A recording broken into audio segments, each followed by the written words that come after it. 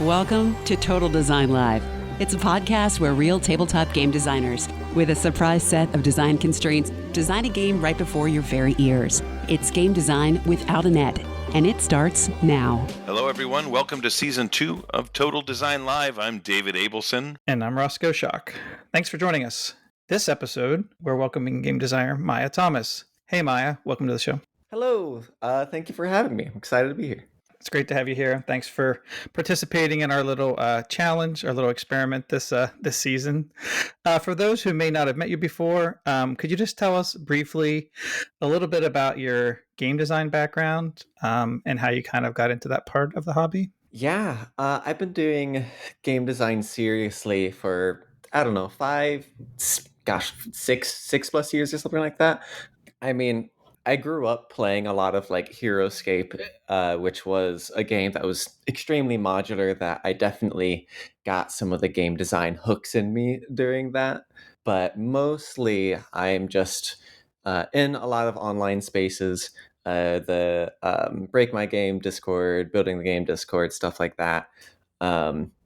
And yeah, I don't have anything published. I've got a few games that are in a pitchable state. I'm just not currently pitching as I'm a student and I just don't have the time, money, and energy to do that. So I just do game design for fun with the goal of finding work one day in it and being able to do it at least semi-professionally.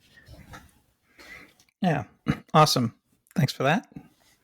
Yeah, that's pretty interesting that you aren't trying to do this as a job. That means you can have fun with it. Yeah, I mean, like, I think I have no illusions on the difficulty of becoming a full-time game designer. I am currently a graphic designer, going to school for it, and I'm picking up some freelance work as well. And I'd like to do graphic design in the games industry. And I'm hoping that through that, I'd be able to find, opportunities to also flex game design skills while also not trying to force it, That's pretty cool. Well, I'm glad you joined us today. I want to just, before we dive in, I just want to go over the rules so you know what we're doing, and this will be a reminder to our audience as well. You'll be given 2 constraints. You'll be asked to design as much of a game as you can in 45 minutes. One of the constraints will be fairly specific, and it's intended to be a starting anchor point, and the other constraint will be fairly vague. It's intended just to be a direction for you to travel. The constraints could be related to theme or mechanics or components or game category or even player experience. And anything not specified is open to your interpretation. What we're looking for here is to dive inside your head and see your thought process. Kind of get a feel for how your creative process works. We're not really so much interested in balancing the game or creating a spreadsheet necessarily, although if that's part of your process, don't let us stop you. We're just here to be a sounding board, but we're not really going to help you design. You're kind of on your own here. And our goal is purely to help the audience better understand your creative process. So once we give you the constraints, we're going to walk you through the set of questions that help you get started, and then we'll set you loose. Sound okay? Sounds great. Great. So without further ado, here are the 2 constraints for season 2. It is going to be a theme and components one again. Just kind of worked out that way. And the one is topical. So as we head into the summer when these episodes will be airing, it's going to be the Summer Olympics. So the theme is Olympics. You won't be tied specifically to summer, but trying to get into the Olympic spirit a little bit, that'll be one of your constraints. The second one is component related. And that one is polyhedral dice or nerd dice or D&D dice or however you want to call it. And we'd really like you to use at least 4 different size or number of faces dice. So not just like D6, like throwing some D12s or 20s. And again, one thing to remind you is it's not like that's the only thing you can use in the game. Obviously, you can add as many other things as you want, but the dice must have some role in the gameplay. They don't have to be the only thing. Okay. So, Yeah. I'm going to drop into the theme questions. So is there anything right away that this theme makes you think of? The theme? Yeah, Olympics. This is interesting. So I didn't grow up watching the Olympics. It just wasn't a part of like my cultural situation. And so I probably could count on one hand the number of times I've seen an Olympic event.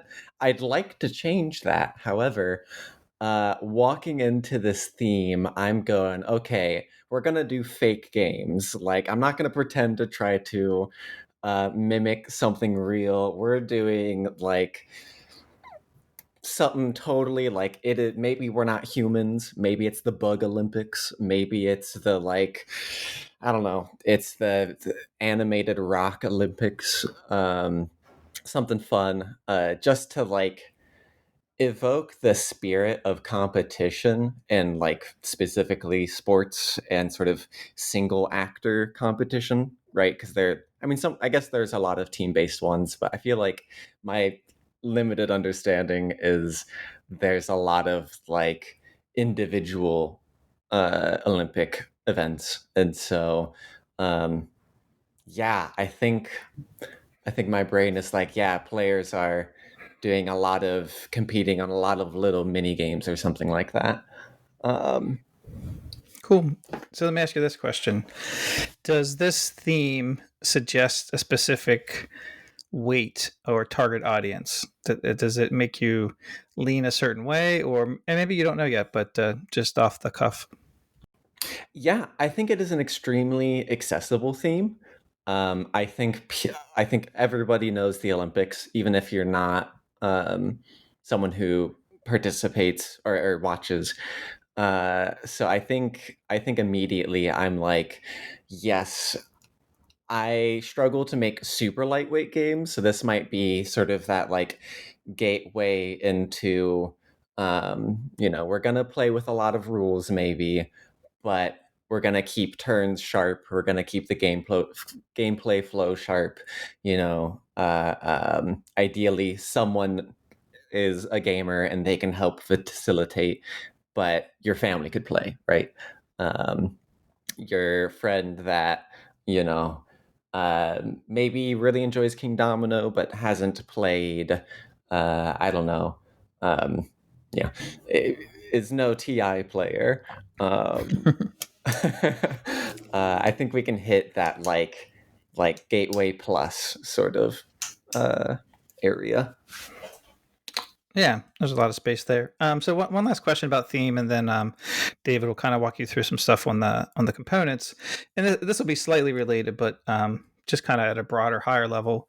Does this theme suggest anything to you around like mechanics or game category, like type of game, right? Because there's a lot of ways you could go with this.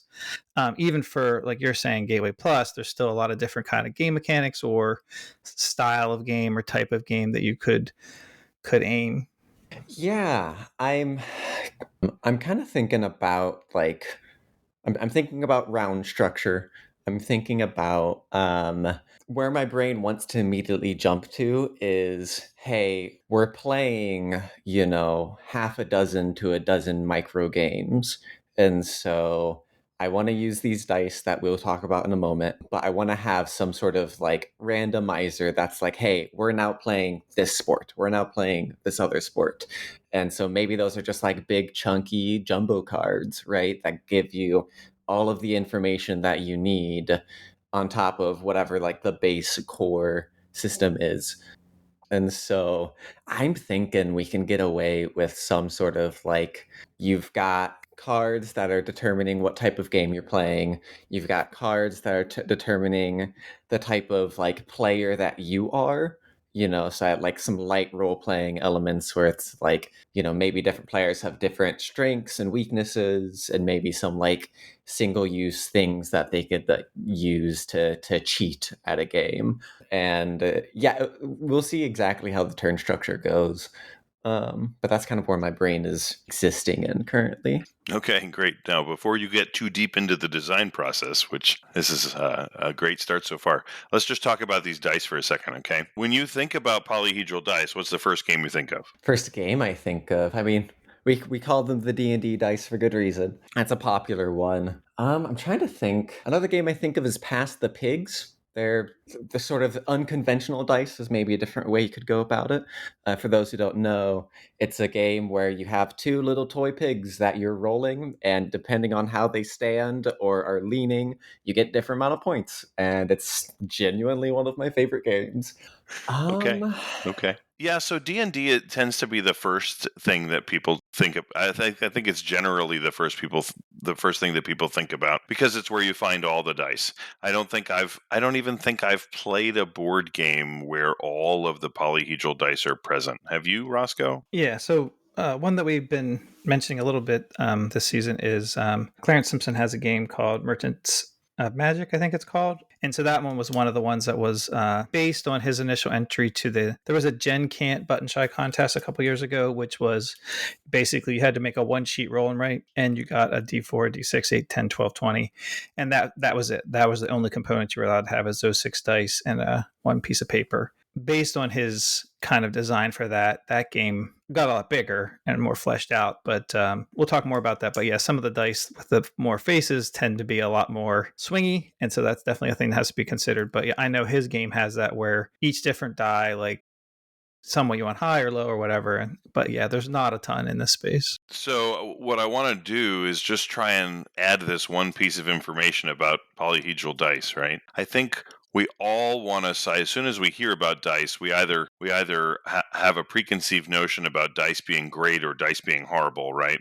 For some of us, dice actually hate us. I think we want to keep in mind that rolling dice isn't the only way to use them. Might be something to keep in the back of your head as you're pushing through the design. So does the component polyhedral dice sort of suggest a specific decision tree? Does it push you a specific game category? Yeah, I mean, decision tree is an interesting word, and I'm gonna mull that over for a second. I do personally love dice rollers. I love dice chuckers. This will absolutely include rolling a whole bunch of weird dice for sure. Bring up some really interesting ideas. These dice can mean so much more than simply picking one up and rolling it. Even Roscoe, you briefly mentioned, larger dice are more swingy. And it's like there's some juicy implications I think we can have there if we give players the choices of like, are you rolling 2d4 or a d8? How are you wanting to like handle all of that? That sounds like some really good juicy stuff for you to flesh out while you're in the middle of your 45 minutes.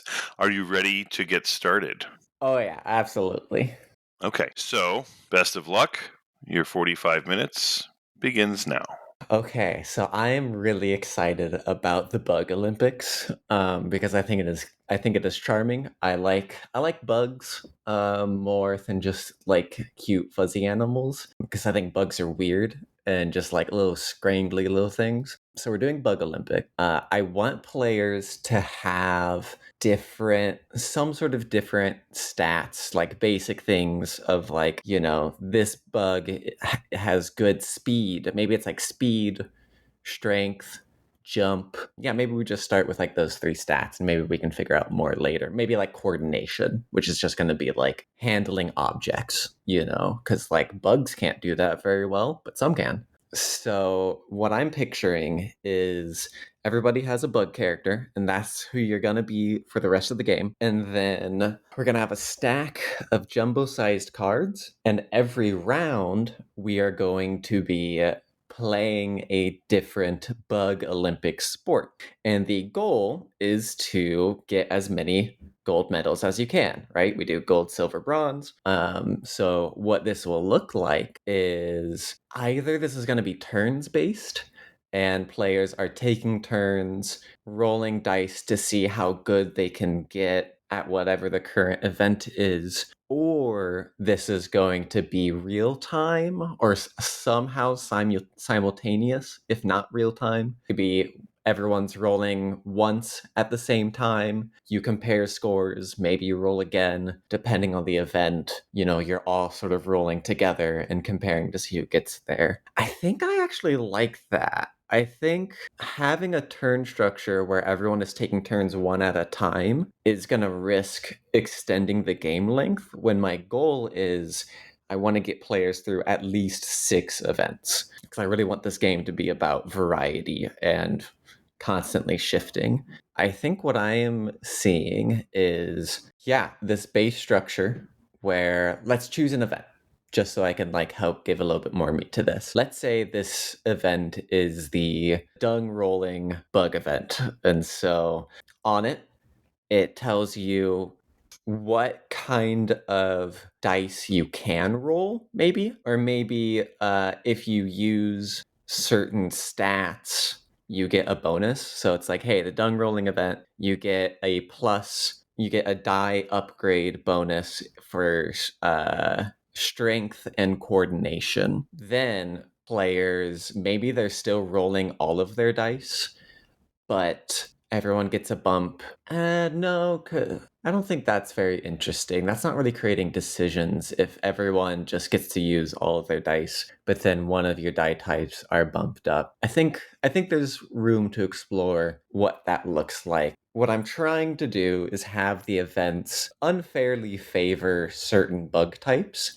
with the intention of, or certain certain attributes, not bug types, certain attributes which will favor certain bugs in certain events, with the goal that hopefully you play enough events that that's going to average out, along with giving players the choice over which stat they want to use for this event. And sort of thematically, it's like, you're leveraging different qualities about yourselves to do well. So with the dung rolling, maybe most players are going for just the pure brawn stat, but maybe someone's got a really good handling stat and they're like, you know what, I'm going to use handling because that kind of makes sense. And so they kind of go off the beaten path because that's a better situation for them. So I want to figure out, I'm going to let that soup, but I want to figure out a way to encourage that. Okay, so we have this idea of it's a dung rolling competition. Everyone has chosen their dice. It could just be a matter of it's a race and players are rolling their die and you're tallying it up until you hit a certain number and you're all going one at a time. Okay, maybe there's something there. Okay, I'm not opposed to that idea of it's just it's a raw race. You're just tallying up numbers. We have some way to keep track of everyone's total score. On one hand, the concern is that structure is going to make for a very like flat and uninteresting game, right? Where it's just like, okay, who's got the better die for this event? And then we're all just going to like one at a time keep rolling until you get there. On the other hand, I wonder if that's okay and we introduce additional twists that has to do with like the total meta structure. So all of the events are these super simple, super straightforward. You're pretty much just rolling a die and tallying it up. The way you do that is going to be different for each one. But then maybe we have like two ideas. One, every bug has a special ability. That ability might be something like cause another player to re-roll their die, or every time you roll a 1, you get to roll again and add 1 to your next roll. Or maybe it's like, hey, whenever you flip an event, once this game, you can choose to skip that event. And so it's like you get this really big, now we're just not going to do that one because I have a bad stat there. Or they're like, they have other reasons where they're trying to like manipulate things. So we give players these like bug abilities that give some asymmetry, give some reason to want to play different bugs. And then I think we can also the second thing is find ways to add more dice, essentially. My thought is we could have some sort of system where it's like you're building up a inspiration pool of dice, or like a grit pool of dice or something like that. And these are dice that you can introduce during any event. They're limited use. Either they're, you roll them once and they're gone, or, you can only roll dice of the same shape. Some restriction, but then we get to introduce different ways to gain these bonus dice. Bonus dice, that's a good word for it. That's a good straightforward word.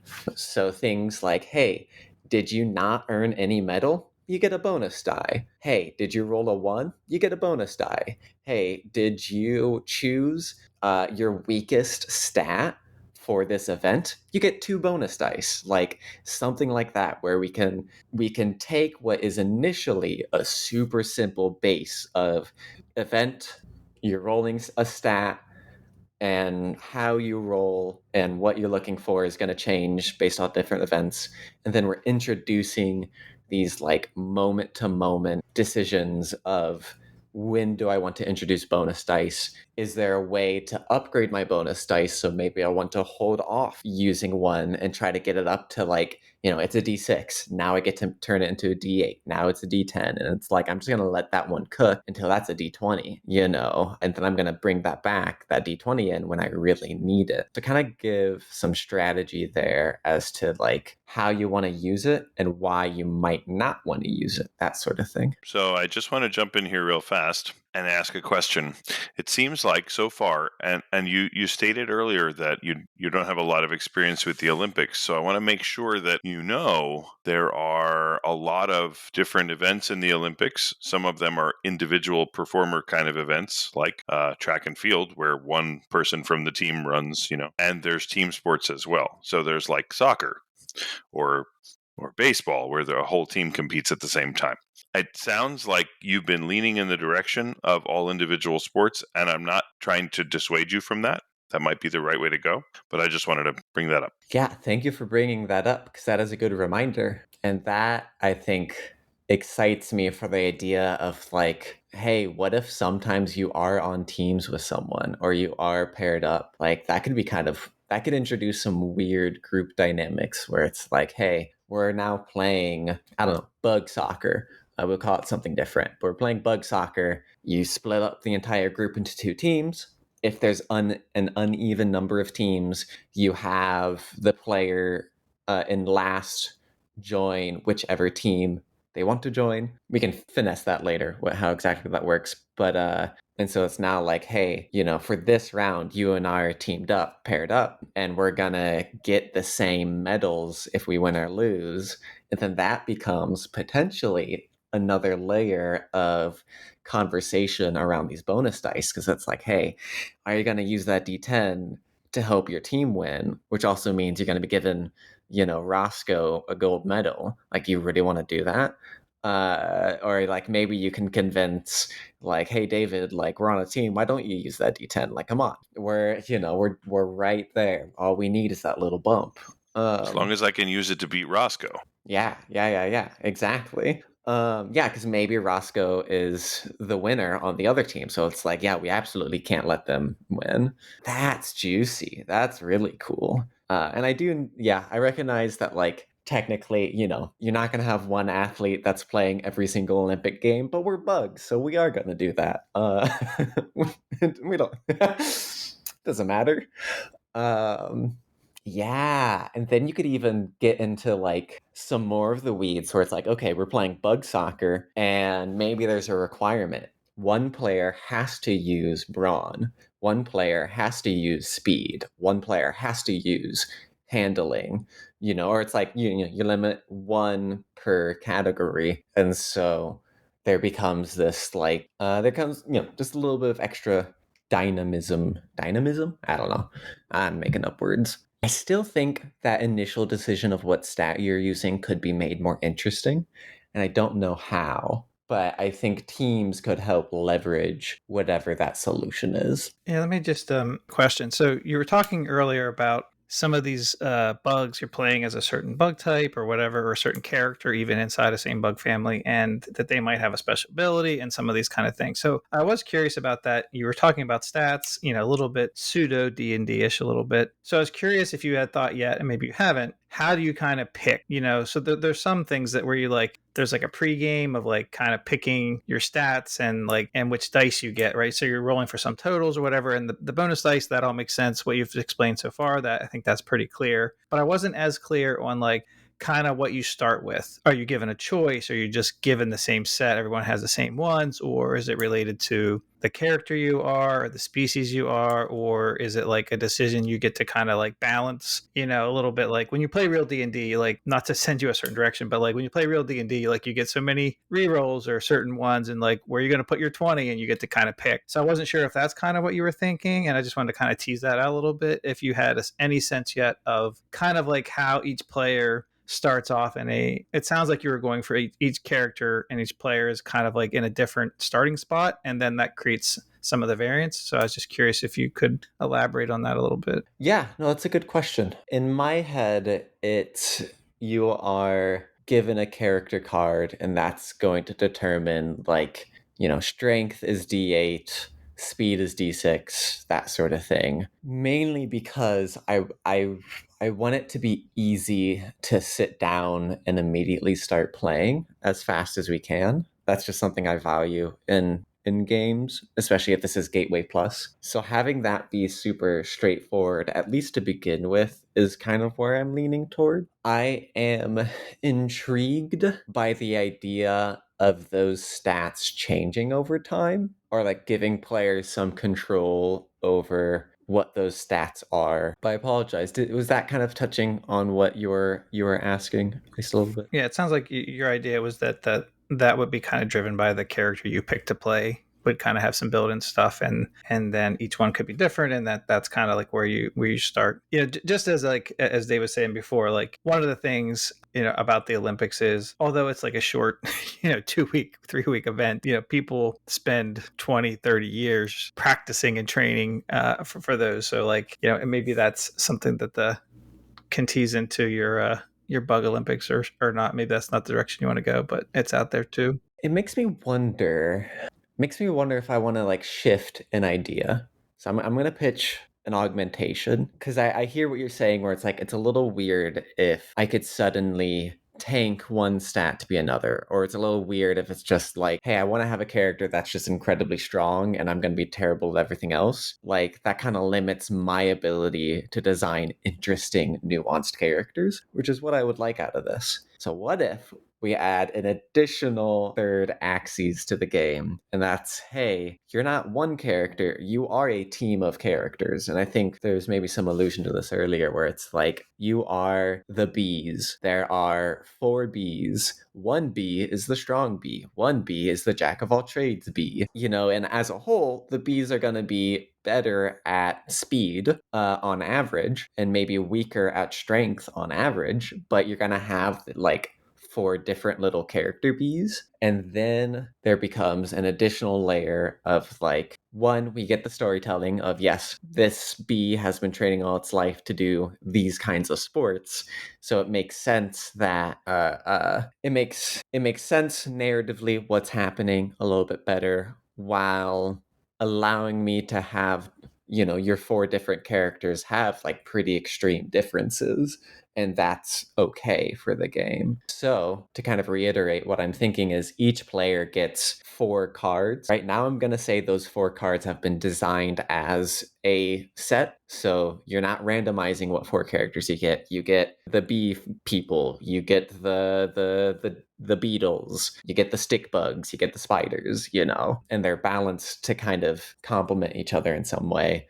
And then you start an event, you choose one of the members to be a part of the event, and that's going to determine what dice you're rolling, like your normal stat dice. That's going to determine maybe a special action. Maybe each of the 4 different bugs have 4 different actions. Maybe it's like the 3 bugs you didn't choose all get a bonus die. So then there's a decision of like, who are you not playing as? And they're going to build up and get stronger. And so you're like rotating between different members. And maybe that's where we introduce this idea of like one member, you're just going to let them stack up into the final round, and you're going to roll, 5 bonus dice with them. That might be an interesting way to incorporate that inkling of an idea earlier. Yeah, I think that could be really fun. And then it helps keep the like, what event are we playing interesting, because what everybody is rolling is going to change so much. And then it's also like, hey, all of our special actions are changing every round as well. And so it's like, if you're a new player first time, there is a little bit of chaos there of like, I just have no idea what to expect from the other players. But I actually like that. I actually think that's a good thing of like, I'm not going to sweat about it because I don't know what's going to happen. So I'm just going to send this one out and I have a basic ability that I understand. And we're just going to like play it out and see what happens. I think that's cool. Okay, this seems like a pretty good place to let you know that you're just almost halfway. Cool. So if for yourself or for the listeners, if you want to just take a minute and just sort of recap where you are so far, maybe, elevator pitch style. The Bug Olympics is a multiplayer dice chucker game where players take on the role of a family of bugs who are competing in the Olympics. Each round, you are going to reveal an event card, which will determine what type of sporting event you are all participating in which case you will choose a bug to participate in the event, and then players will simultaneously roll dice until a victor is determined based off of the event. Gold and silver and bronze medals will be awarded to players, and at the end of 6-7 events, the player with the most medals will win the game. The game features dice rolling as its central mechanisms. As you are rolling dice, you'll be able to play unique abilities based off of the bug that you sent out, as well as rolling bonus dice that you will slowly be accumulating over the course of the game to give you an edge in the competition. I think that's Bug Olympic. That's a great place to jump off from. Thanks for putting that all together. And now keep going. Yeah, something I was just thinking about is I kind of want to talk about the events again. Now that we've kind of figured out how the other stuff is looking like, I want to just like brainstorm more event examples and like how does everything sort of chunk together. One idea I have is multi-phases where let's say you have like a javelin throw. So maybe it's a stick throw. It has two phases. It has you're running with the stick, and then phase 2 is you're throwing with the stick. So phase 1 could say, hey, everyone has to roll speed. And depending on how high you roll, that's going to give you a bonus. Maybe whoever rolls the highest gets a plus bonus to phase 2, which you're rolling both strength and handling. And then whoever rolls the total highest after that one wins. So I think what I'm intrigued there is this idea of like, do you send out your bug that is like all in on brawn and you're really hoping that you can just get a massive lead in the second phase, or do you send out your generalist, right? Because you're going to be like rolling a bunch of different stats, so you want to send out someone who's really well-rounded. But if you're sending out your generalist, you're not going to have your generalist next time, or maybe your generalist doesn't have any bonus dice for the next one, so you're discouraged from using the generalist. Yeah, I don't want to tell players no, they can't use any bug, but I want the bonus dice to heavily influence what bug you're using. But yes, back to events. So I like the idea of some events have multiple phases. I like the idea of some events just being, we're going to roll 3 times a single stat, and it's just like you just want to send your best in that stat. Or maybe you intentionally don't send your best because someone's got better and you're just gonna get them in the next one, right? I like the idea of teams where we're splitting up into like either 2 teams or pairs or something like that, and there can be some like specialization where it's like one player is going to roll stat A, another player is going to roll stat B. Yeah, I'm not sure. Like, I feel like that's a really solid structure to have the game be built off of. I struggle, which I'm kind of shooting myself in the foot a little bit here. I struggle with making a bunch of cards and a bunch of content for something. So I'm a little like, okay, I need to like sit down and start designing cards to know what I want out of these events. Yeah. Admittedly, I'm not sure where I want to problem solve or brainstorm next. So I have a question.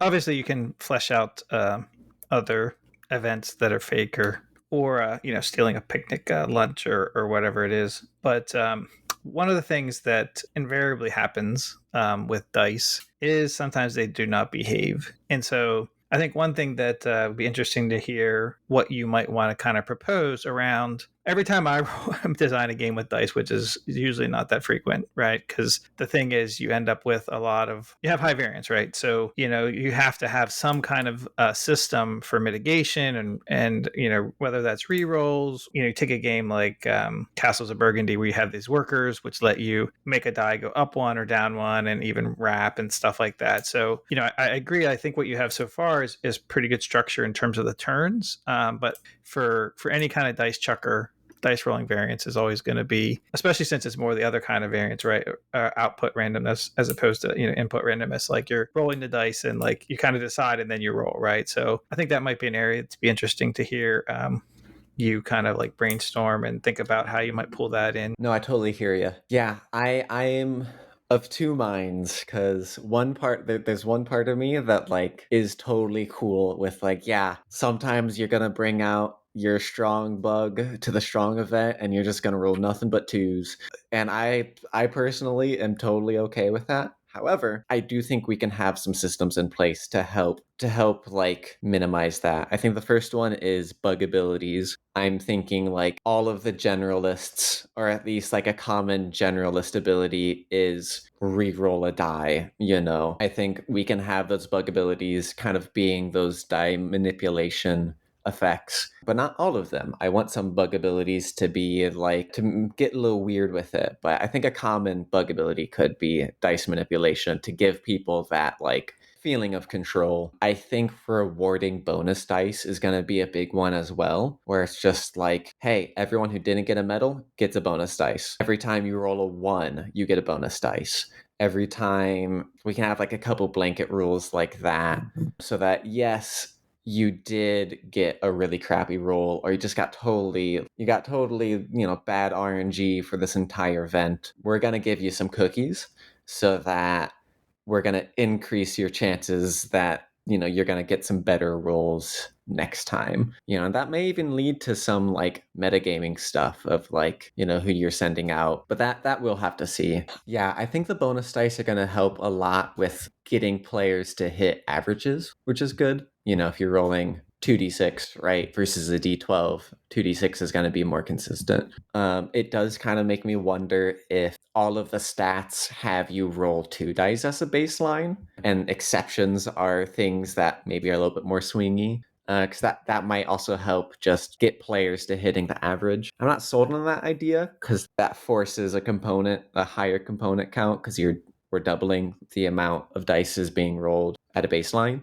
I'm sure we could also throw in some like +1 modifier cookies as well, but I think I'd rather have stuff like that just be bonus dice and allow you to upgrade dice rather than get static modifiers, because I personally really love, I love the feeling of a good roll. I love that in games where like the unexpected odds. And I think kind of like a game of cribbage, my goal is that you're doing so many rounds so often that a single bad roll is not gonna tank you. A single bad hand of cards in cribbage. Do what you can. Maybe we can give the players some small goals of like, if you have no good options, you send a bad bug out. Yeah, that gets tricky.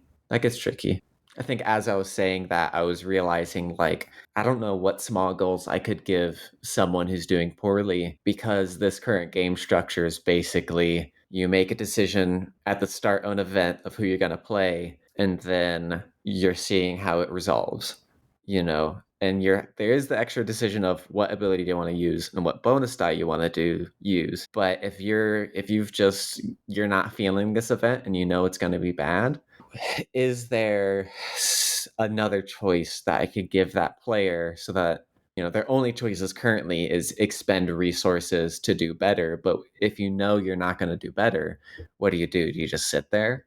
I don't love that. Maybe that's a little weird, but maybe that's okay. One thing you said just a minute ago, and I've heard you say a couple times about upgrading dice. So I was just curious, like, if you had a sense of like under what circumstances is that like a choice? Is it something you earn? Is it more of a consolation prize? Did you have any idea of like the mechanisms of like when you get to upgrade dice? Yeah, no, that's a good question. I think my thought with upgrading dice is we limit the number of bonus dice any individual player or bug can have. And so if you hit that limit, you are now upgrading. And that becomes the way where like we can keep the amount of dice lower relatively. I mean, this is going to have a lot of dice. um, we can keep the amount of dice lower because of that maximum limit, but we can help like still give you something, right? So you're never not sort of increasing in value when I want you to be increasing in value. Yeah, and I'm thinking like different sources of bonuses can give you different values. So like a bug ability might give you a D4 every time you roll a 1 or a 2, but then maybe the standard is, hey, the player who came in last gets a D6 or a D8 or something like that. Yeah, and how that affects upgrading, I'm not sure. It might just be if you're at max, no matter what the reward would have been, you just upgrade it by one die type. And so not try to like do some system where it's like, oh, if you would have gotten a D8, that counts as 2 free upgrades. Like that I think starts to get into like some finagle shenanigans that I don't think is necessary here, at least not the first pass. Yeah, so I think we got about 5 minutes left in the session, so we don't have to give like the pitch or anything now. But if there's anything you wanted to kind of like close off, or any of the ideas you wanted to kind of like finish fleshing out, like now would be a good time to kind of wrap it up, head towards wrap up. Yeah, no, I mean, I feel like I'm really happy with what we've come up with. I don't think there's any loose threads. I mean, there's a lot to figure out, but I don't think there's any loose threads of like things we hadn't explored yet. I feel really good about where this ended up. So in that case, let me ask you this. Where would you go from here? Like what are your next, like could you think about and maybe think out loud about what you're going to do next if you are going to continue with this design? Where are you going? What are the steps you'll take? Yeah, I think the steps I'll take is make a single family of bugs. So make 4 bug cards that are with different stats and different abilities, and probably make like 6 or 7 events. 2 of each type maybe that was brainstormed. So 2 individuals, 2 multi phases, and 2 teams. And then just give everybody the exact same family and just like play test that version where it's not actually asymmetric. And we're just going to go through all of the events and sort of see like what's working, what's not working. Cause I don't want to make a dozen different bug cards and then realize that having a family is not fun and those choices actually aren't interesting. So I don't jump up and down at the thought of making a ton of cards, at least without having anything tested. So I'm probably yeah. I want to like do the minimum viable product, which I think that's what it is. So Gotcha. So you want to put that on the table as fast as possible. That sounds like that's what you're looking to do. Yeah. I want to see that overall game flow structure. I want to see like, here's my basic events. How long is it taking to get through an event? Is that 5 minutes? Is that 10 minutes event? Like that's super important information to know. Sure. So if we were to just, we're going to take a step back. I'm going to ask you to do the elevator pitch one more time because we're just about out of time. So to wrap everything up, please just walk the listeners through the game that you've designed, even though it's not finished yet. We'll go from there. Bug Olympics is a 2 to 6 player game about being bugs participating in fake Olympic sports. How it works is each player will take on the role of a bug family, and each round you'll be playing a random sporting event, in which case you'll choose one of the members of your family to participate in. Players will be simultaneously rolling differently sized dice as well as bonus dice in order to try to win the event at hand. The winners, of course, get gold, silver, and bronze medals, and the losers get awarded with more dice they'll be able to roll in the future. Game plays for 7 rounds, 7 different events, and the player with the most amount of medals wins the game. I'm a little rusty on my pitching. How was that? And that's great. That's the Bug Olympics. So I just got a couple more questions for you. Did you have fun? I did. This was great. Yeah, this was super charming. Great. That's good to hear. What I really want to know, though, is how close to your normal process for design was that? Honestly, pretty close. Like, instead of it being talking, it's typing. And I have like a personal Discord set up that other people are in, but it's basically just a solo journal. And I will just type a wall of text about each system and idea and like break it down as thoroughly as I can in the moment. And over the course of a few weeks, I will just kind of like drill into each aspect and try to have a fully fleshed game through just having a conversation with myself.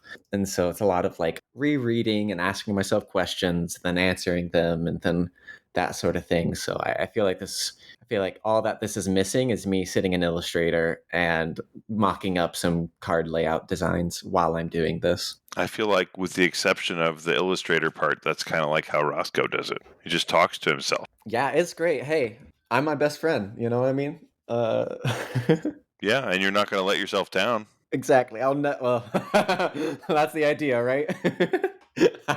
So that answers the question, how close to your normal process is this? Would you say that this was easier or harder than you thought it would be, being on the spot for 45 minutes? I think it was pretty good. I think it was about as much as I expected. Maybe a dash easier, because y'all brought up like really good insights that I wasn't considering, so it kind of helped keep the momentum. Yeah, maybe just a pinch of salt easier. Okay. Do you think you'll continue with this design after we're done? Yeah, it's definitely gonna stick in with me for a little while. I've got a lot more things I want to kind of figure out, and I'm like in the middle of this same process with another new game. So it's like I want to get that prototyped and done, or prototyped so I can play it. Yeah. But this one, I've been wanting to make a sort of round-based game where you're trying to like shotgun through a bunch of things, kind of like cribbage or other similar games. So I'm very charmed by its theme. So I have a good feeling I'm gonna write about it for sure. It's gonna enter the Discord, and we're gonna have some more long conversations. Awesome. I'm just going to like tangent slightly for just a second, because the one thing you said, and I just have to like tell the story because it's pretty interesting if you haven't seen it before. When you started talking about the families of bumblebees, my brain immediately went to the Marble Olympics. I don't know if anybody's ever seen this or not, but like the one set of marbles is called like the bumblebees. So David may not know this, but I forget the person's real name. But anyway, there's someone who has a YouTube channel. Yes. And it's like super overproduced. And he literally has Olympic events for marbles and pays somebody to narrate it as if it were like the most whatever thing. And like the marbles are just like going down a track or like whatever it is. And it's like, it's just so hilarious. But when you said bumblebees, I just like immediately thought of that Bumblebee Marble Olympics thing. And I was like, yeah, I didn't know if you could go there or not, but like that was initially where my brain went. It's so funny. Oh, I love it's Yell's Marble Runs, spelled with a J, Jelle. I used to really get into them. I was a big Snowballs and Raspberries fan. My sister would bet on who we thought would win at the end. And Team Momo was the agreed upon, like, we both cheer for Team Momo no matter what. So if you're out there and you get those references, you're wonderful. You're special. You're beautiful. Well, I'm apparently none of those things because I don't know what you're talking about.